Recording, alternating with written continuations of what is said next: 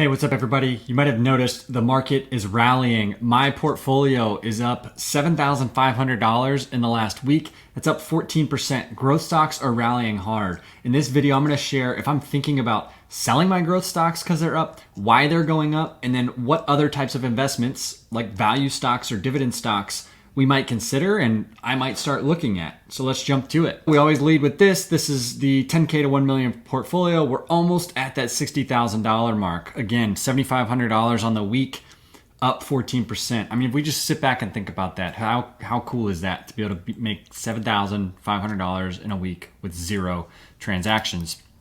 It's a good day in the portfolio, up almost 6%, $3,200. And for full transparency, we are down $10,400 since February 15th. We've put 70,000 in. And so showing down 30%, it's truly not down 30%, just the way it calculates it. But if you've seen the previous update videos, we've made a huge comeback. So that leaves us to why are these stocks up and should I consider selling them? Real quick, let's just show the stocks. This is over the last week. Snowflake, 23%, Crowdstrike, 10%. Datadog up 22, Gitlab up 18, Tesla up 9, The Trade Desk up 6, MongoDB up 23, Rocket Lab down 3, and Cloudflare up 19. Why are stocks rallying? Well, market just moves off of kind of short-term stuff. It's this simple. The Dow is down. Dow is more value because yields are sliding. When yields go down, growthy or risk assets tend to move up in value. And so we can see from this is Coifin. The Nasdaq's up about 1%, S&P 500 up 0.5%, Russell's barely up, the Dow is barely down, and the VIX is up as well. That's interesting that stocks are up and the VIX is up. In terms of sectors, utilities are up 2%, healthcare up almost 2%, consumer staples up 1.7%, real estate 1.3%, tech almost 1%, communications 0.5%, consumer discretionary 0.5%, and then industrials, financials, materials, and energy all down. Those have been what have been leading, with the rest of the stuff kind of trailing, and now it seems like that has flipped. If we look at the equity factors, we can see that over, just today, large cap value is underperforming, large cap growth is overperforming, small cap value underperforming, small cap growth overperforming. So the tide is turning a little bit in terms of value is starting to underperform growth and growth is outperforming value. I don't know if it continues or not. If we want to look at individual stocks, this is a heat map from FinViz. We see Microsoft is up, Apple's up, Google's just barely down, Facebook is up, Amazon's up, Tesla's down, Walmart's up, Procter & Gamble's up. But then we've got the commodity, the oil stocks here, ExxonMobil, Chevron down, Conoco down, EOG. Those are down. And then like we saw, financials are down. So Berkshire's down, JP Morgan's down. And then the healthcare sector doing pretty well today. Industrials down. And so the question becomes, what am I thinking about doing with my portfolio and the stocks that I own? Are they overvalued? Am I consider selling them? And the short answer is no, I'm not considering or going to sell any of the stocks that I own because I believe in them long term. If we look at kind of the forward-looking price to sales metrics for the stocks that I own based on expected revenue growth, which again, I talk about this all the time, could be wrong. If we just go out to January 2025, which is not a long time in real investment terms, Snowflake, one of the most expensive stocks on the market, because of its revenue growth, is sitting at under a 10 price sales ratio when we look out to January 2025.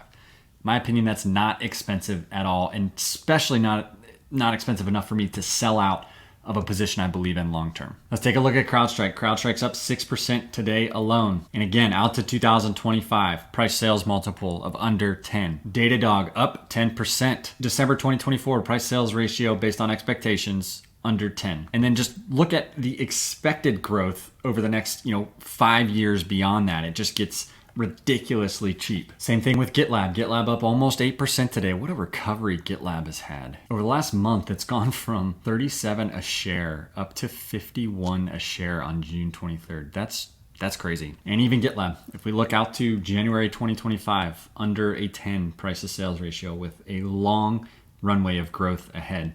And so that's just a few of my stocks, but that is in general how I feel about all of them. They're still cheap, in my opinion, when we look over the long term for the business potential. I'm not just going to blindly hold them. I'm going to watch how they do and watch the business execute.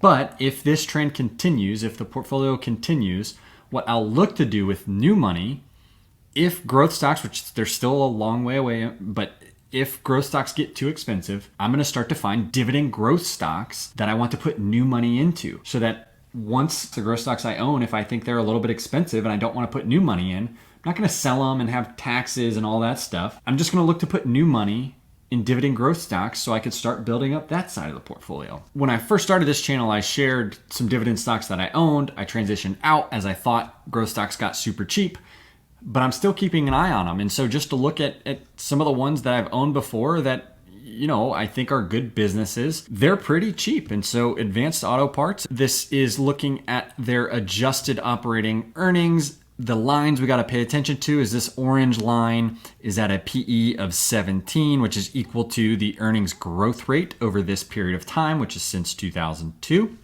The blue line is the average PE ratio that it's had. And so that's kind of what it's traded at historically. And so we can see that this line right here is well below the orange line and the blue line. And so, you know, even if it just gets back up to there, you're looking at strong returns, 22% per year through 2024. Certainly a stock worth considering when it pays a 3.4% dividend. Just request dividend stocks you want me to review in the comments and I'll review them. I'm not going to do full reviews here. Just running through a few of these.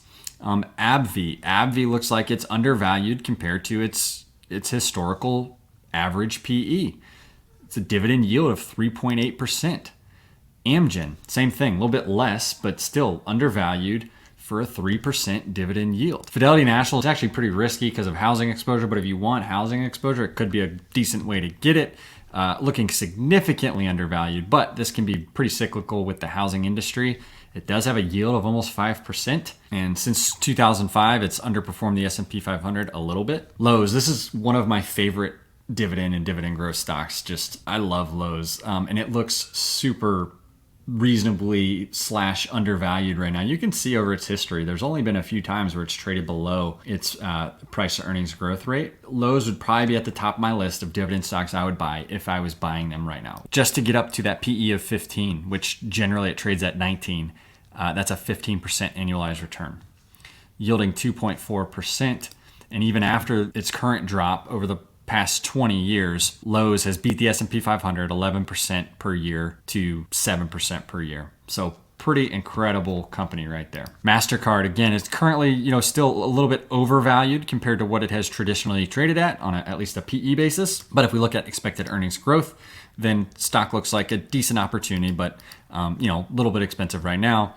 Not a huge dividend payer, but a huge outperformer to the S&P 500, 30% versus 7% per year since 2006. 3M's another one. They're dealing with a lot of, you know, litigation and liabilities right now, which could mean it's a good time to own 3M. Only a couple times in its history has it traded below a PE of 15 for this long. Now, granted, earnings growth is not expected to be that strong over the next couple of years, 7%, 5%, and 2%. Which is lower than what its average has been over this time period. But, you know, 3M's a company that I don't think is going anywhere. It yields almost 5%, which is pretty good. And you've got a pretty decent margin of safety right there. And so that's that. That's my portfolio. That's the update. Growth stocks are up a ton. There are some opportunities in value and dividend stocks, and would appreciate if you like the video, subscribe to the channel so you don't miss an update. I'm going to try to build this portfolio transparently over time. I will at some point transition to dividend stocks, or at least buying some. And so I'm going to share that whole process as well. No, I'm not going to sell out of all my growth stocks and just flip-flop and all that stuff. But I'm just trying to share the process of managing my portfolio and building wealth over time. Let me know what stocks you want me to review in the comments.